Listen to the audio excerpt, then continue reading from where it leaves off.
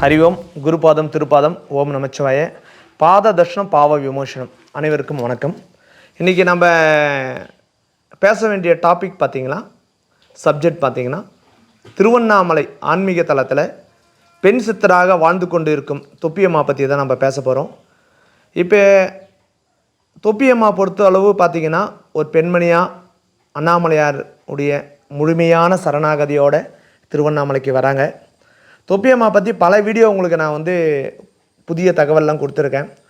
எப்படி திருவண்ணாமலையில் வள்ளலா மகாராஜா கோவில் கட்டி கும்பாபிஷேகம் பண்ணி ஒவ்வொரு கோபுரம் ஒரு மகாராஜா கட்டினாங்களோ, அந்த மாதிரி அம்முனியம்மான்ற ஒரு பெண் சித்தர் வாழ்ந்து, பெண் சித்தரால் அம்முனியம்மா கோபுரமே கட்டப்பட்டு திருவண்ணாமலையில் ஒரு பெரிய மகானாக வாழ்ந்தவங்க.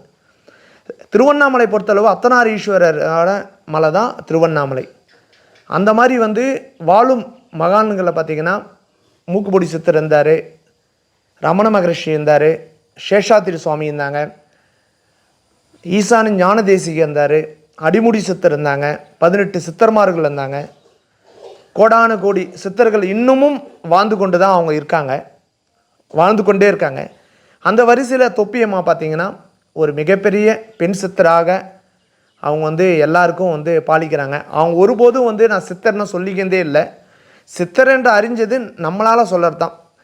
முதல் ஒரு ஆன்மீகத்துக்கு வர ஒழுக்கம் என்னன்னு பார்த்தீங்கன்னா, ஒவ்வொரு மனிதனுக்கும் ஒவ்வொரு செயலும் செய்யும்போது ஒழுக்கம் சான்ற விஷயங்களை பக்தியோடு செய்யணும்.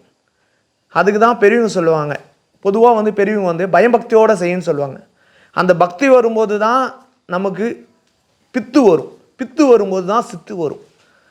இறை பித்து ஒவ்வொரு மனிதனுக்கும் வரும்போது தான் அந்த இறை அருள் முழுமையாக அடைய முடியும். அந்த மாதிரி தான் 24 மணி நேரமும் தொப்பியம்மா இறை பித்தில் இருக்காங்க. யாரும் மனிதர்கள் அவங்கக்கிட்ட போய் பேசினானா அவங்க பேச மாட்டாங்க, அவங்க யாரையும் சந்திக்க மாட்டாங்க, அவங்க சந்திக்கணும்னு அவசியம் இல்லை. அவங்க யாரும் வாங்க நான் ஒரு மகான், நான் ஒரு சித்தர் ஆசீர்வாதம் பண்ணணும் ஒருபோதும் சொன்னதில்லை. எனக்கு நடந்த அனுபவம் தொப்பியம்மாட்ட பல விஷயத்தில் எனக்கு அம்மா அனுகிரகம் கொடுத்துருக்காங்க, ஆசீர்வாதம் கொடுத்துருக்காங்க. எனக்கு இன்றைக்கி உடல் ரீதியாகவும் சரி மன ரீதியாகவும் சரி இன்றைக்கி நான் நல்லா இருக்கேன்னா அதுக்கு முழுக்க காரணம் தொப்பியம்மா தான். தொப்பியம்மா பற்றி சொல்லணுன்னா 2 விஷயம் சொல்லுவேன். எனக்கு கோவிட் வரும்போது எனக்கு உடலை காப்பாற்றினாங்க. எனக்கு கல் இருக்கும்போது ஆப்ரேஷன் லெவலுக்கு போகும்போது எனக்கு உடலை காப்பாற்றி என்னை நார்மலாக்கினாங்க. இப்போ இடையில கூட எனக்கு உடல்நிலை சரியில்லாத போது அவங்க ஒன்றுமே இல்லை, அந்த பாக்கு துப்பி என் மேலே தெளித்தாங்க, எனக்கு உடல் சரியாச்சு. சில பேர் சொல்லலாம் இது மூட நம்பிக்கைன்னு சொல்லலாம். அது பார்க்குறவங்கள மூட நம்பிக்கையாக இருக்கலாம்.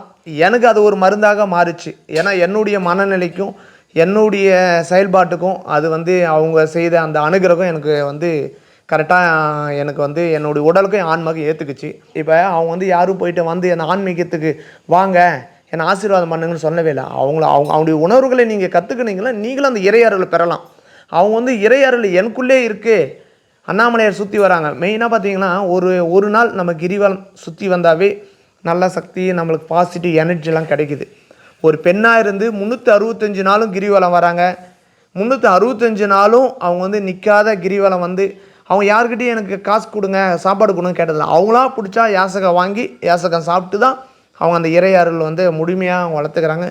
இறை அருளில் ஒழுக்கம் சார்ந்த விஷயங்களை போனோன்னாவே பலவிதமான இன்னல்களையும் கஷ்டங்களும் அனுபவித்த பிறகு தான் எவ்வளவு ஆன்மீகத்தில் பாடுகளை அனுபவிக்கிறோமோ அவ்வளவு ஞானமும் தெளிவும் சிந்தனையும் கிடைக்கின்றது தான் என்னுடைய கருத்து. தொப்பியம்மா பொறுத்தளவு எனக்கு நிறையா அனுகிரகம் பண்ணியிருக்காங்க. தொப்பியம்மாவில் நான் ரொம்ப ஆசையும் அருளும் பெற்று இன்றைக்கி நான் நல்லா இருக்கேன்னா அதுக்கு தொப்பியம்மா காரணம். அதே போல் பார்த்திங்கன்னா தொப்பியம்மா பற்றி ஒரு மிகப்பெரிய குறிப்பு உங்களுக்கு நான் கொடுக்குறேன். தொப்பியம்மா யாருக்கிட்டையும் அவ்வளோ சீக்கிரத்தில் பேச மாட்டாங்க, உங்களுக்கே தெரியும். சில பேருடைய கேள்வி என்னென்னா, என்ன மணிமாறன்கிட்ட மட்டும் பேசுகிறாங்க, மணிமாறன்கிட்ட என்ன அவ்வளோ ஸ்பெஷலை அப்படின்னு சொல்கிறீங்க. மணிமாறன்கிட்ட ஸ்பெஷல் இல்லை, மணிமாறன் செய்யும் செயல் தான் அவங்களுக்கு ஸ்பெஷலாக அவங்க எடுத்துக்கிறாங்க. ஒரு மகான் யோகிகள் ஞானிகள் அரிய எடுத்து எந்த விதமான எதிர்பார்ப்பும் இல்லாமல், எந்த விதமான எண்ணங்கள், எந்த விதமான சூழ்நிலையிலும் எந்த விதமான சுயநலத்துக்கும் இல்லாமல் மக்களுக்கு திக்கு தெரியலாத நிராதபனையாக இருக்கிற மனிதர்களுக்கு தேடி செய்யும் உதவியே தர்மமே இறையருள் இறை ஞானம் சொல்கிறதான் சித்தர்மார்களும் இறை அருளும். அந்த மாதிரி பார்க்குறவங்க தான் தொப்பியம்மா என்ன. ஏன்னா திக்கு திரியில்லாத சாலை ஓரம் திருவண்ணாமலையில் பல அடியார்கள் இங்கே அண்ணாமலையார் நாடி வந்துடுறாங்க. அண்ணாமலையாரே நாடி அண்ணாமலையாருடைய மந்திரத்தை ஓம் நமச்சிவாயம் சொல்லி அண்ணாமலையாருடைய அடிவாரத்தில் திருப்பாதத்திலே இருந்து அண்ணாமலையாருடைய திருப்பாதத்திலே சரணாகதி அடைந்து அவங்க ஜோதி முக்தி அடைகிறாங்க. அந்த முக்தி அடைகிறவங்களுக்கு அண்ணாமலையாரே ஒரு ஆள் போடுறாரு. அந்த ஆள் தான் மணிமாறன்ற ஒரு வேலைக்காரன்.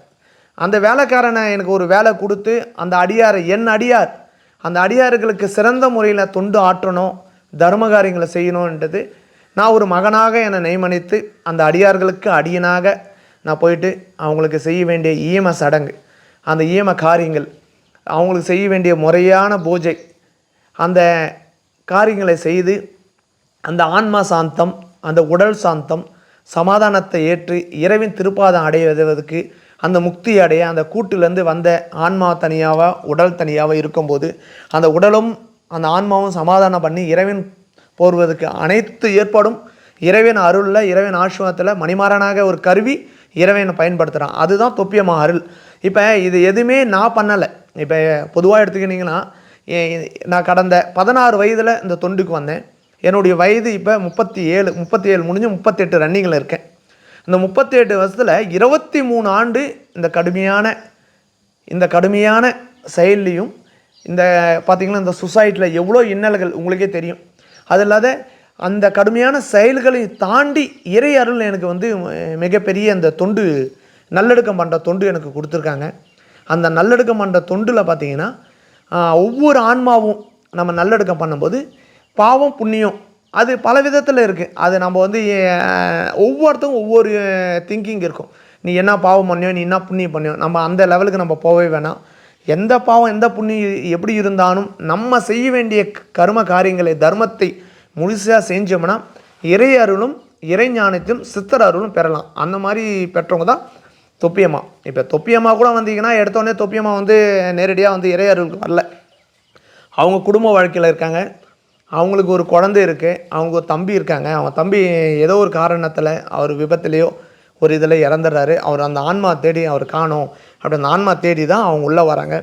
அந்த மன அழுத்தத்தில் காரணமாக உள்ளே வந்த பிறகு தான் இறை அருளுக்கு தேண்டி வந்து அண்ணாமலையாரை முழுமையான பித்தாக அடைந்து தான் அவங்க இன்றைக்கும் பித்தனாகி தான் இன்றைக்கி சித்தனாக நம்ம சொல்கிறோம். ஒரு மனிதனுக்கு பக்தியாகி பித்தாகி சித்தாகும். ஒரு மனிதனுக்கு முதல் வரது பக்தி, அதுக்கப்புறம் வந்து பைத்தியம் முடிக்கும். எது உண்மை எது உண்மை இல்லை, எது பொய் அப்படின்றத பலவிதமான இன்னல்களையும் பலவிதமான சிந்தனைகளையும் நமக்கு தோணும். அதெல்லாம் தாண்டி வரும்போது தான் அந்த சித்து நிலையே கிடைக்கும். சித்து நிலை கிடைக்கும்போது நீங்கள் வாயே திறக்க மாட்டீங்க. அந்த சித்து என்னன்னு கேட்டிங்கன்னா அதுதான் ஞானம். அந்த ஞானம் வெளிப்படும் போது நமக்கு யார் நமக்கு உதவி செய்யணும்னு நினைக்கிறோமோ அவங்களுக்கு நான் அந்த உதவிகளை செய்யும்போது அந்த எந்த விதமான எதிர்பார்ப்பு இல்லாத அவங்களுக்கு நடக்கும். அதே போல் தொப்பியம்மா வந்து எல்லாருக்கும் வந்து நல்லது நடக்குதுன்னு நம்ம சொல்ல முடியாது. ஒவ்வொரு ஆன்மா அனுகிரகத்தைப்படி தான் நடக்குது. எல்லாருக்கும் அள்ளி கொடுத்துட மாட்டாங்க. யாருடைய ஆன்மா அவங்களுக்கு வந்து கனெக்ஷன் இருக்கோ, யார் விதமான ஆன்மாவுக்கு அவங்களுக்கு வந்து தர்மகாரம்படி இறைவன் அருள்படி அவங்களுக்கு அனுகிரகம் கொடுக்கணுமோ அந்த ஆன்மாக்களுக்கு மட்டும்தான் அவங்க அனுகிரகம் கொடுக்குறாங்க. அந்த மாதிரி இதில் தான் நான் தொப்பியம்மாட்ட நான் பயனடைஞ்சு இன்றைக்கி அருள் பெற்று இன்றைக்கி முழுமையான ஆசீர்வாதத்தோடு இன்றைக்கி நான் நல்லா இருக்கேன்னா காரணம் தொப்பியம்மாவுடைய அருளும் ஆசையும் எனக்கு என்றைக்கும் இருக்குது. அம்மா எப்போயுமே என்கிட்ட நல்லா கேஷுவலாக பேசுவாங்க. அதே போல் அவங்க எல்லோரும் பார்த்திங்களா மனநோயாளி, அவங்களுக்கு வந்து பைத்தியம் பிடிச்சிருக்கு, அவங்க வந்து ஒரு மனநிலை பாதிக்கப்பட்டவங்களை போய் கும்பிட்றாங்க அப்படின்னு சொல்கிறாங்க. அப்படிலாம் இல்லை. ஒரு மனநிலை பாதிக்கப்பட்டவங்க கும்பிடாததும் அது அவங்கவுங்க இஷ்டம். என்னை பொறுத்தளவு அவங்க ஒரு இறையில அருள் பெற்ற ஒரு நல்ல புனிதமான ஆன்மா. அந்த ஆன்மாவை சித்த புருஷராக நம்ம வழிபடுறோம். அப்படி வந்தவங்க தான் சேஷாத்ரி மகர்ஜி. பார்த்திங்கன்னா இப்போ யோகிராம் சத்குமார் நம்ம சொல்கிறோம், ரமண மகரிஷி சொல்கிறோம், ஈசானி ஞான தேசிகர் சொல்கிறோம், அடிமுடி சித்தர் சொல்கிறோம். அவங்க எல்லாம் மனித ரூபத்தில் அவங்க எல்லாருமே இறை அருள் பெற்று இறை அருள் வாங்கி மக்களுக்காக தர்மத்தை கொடுத்துட்டு இறைவன் திருப்பாதமே அடைஞ்சவங்க அவங்க எல்லாம். அந்த மாதிரி ஒழுக்கமான பாதையில் போகணுன்றது தான் தொப்பியம்மாவுடைய அருளும் ஆசையும். அதுவும் என்னுடைய நம்பிக்கையும் அதுதான் மக்களுக்கு சொல்கிறேன். ஆன்மீகம் என்பது நீங்கள் நம்புங்க, நம்பாத போங்க, அதை பற்றி பிரச்சனை இல்லை. ஆன்மீகம் என்பது நம்புறதும் நம்பாதுக்கிறதும் ஆன்மீகம் அல்ல. ஆன்மீகம் என்பது உணர வேண்டியது, உணர்ந்து ஒவ்வொருத்தர்களும் பகுத்து ஆராய்ந்து தான் ஆன்மீகம். பகுத்து ஆராய்ந்து பார்த்தோம்னா அந்த ஆன்மீகம் என்ற இறை அருள் நம்மளுக்கு தெரியும். அந்த இறை அருள் தெரிஞ்சதுன்னா நம்ம ஒழுக்கத்தை சம்பந்தமான நம்முடைய ஒழுக்கம் சார்ந்த விஷயங்களை நம்ம இந்த பிரபஞ்சத்தில் ஒழுக்கமாக வாழ்ந்து ஒழுக்கமாக கடைப்பிடிச்சி தாய் தந்தைக்கு செய்ய வேண்டிய முழுமையான கடமை செய்து இறை அருள் பெறுவோன்றது என்னுடைய நம்பிக்கை. அறிவோம் அறிவோம் அறிவோம்.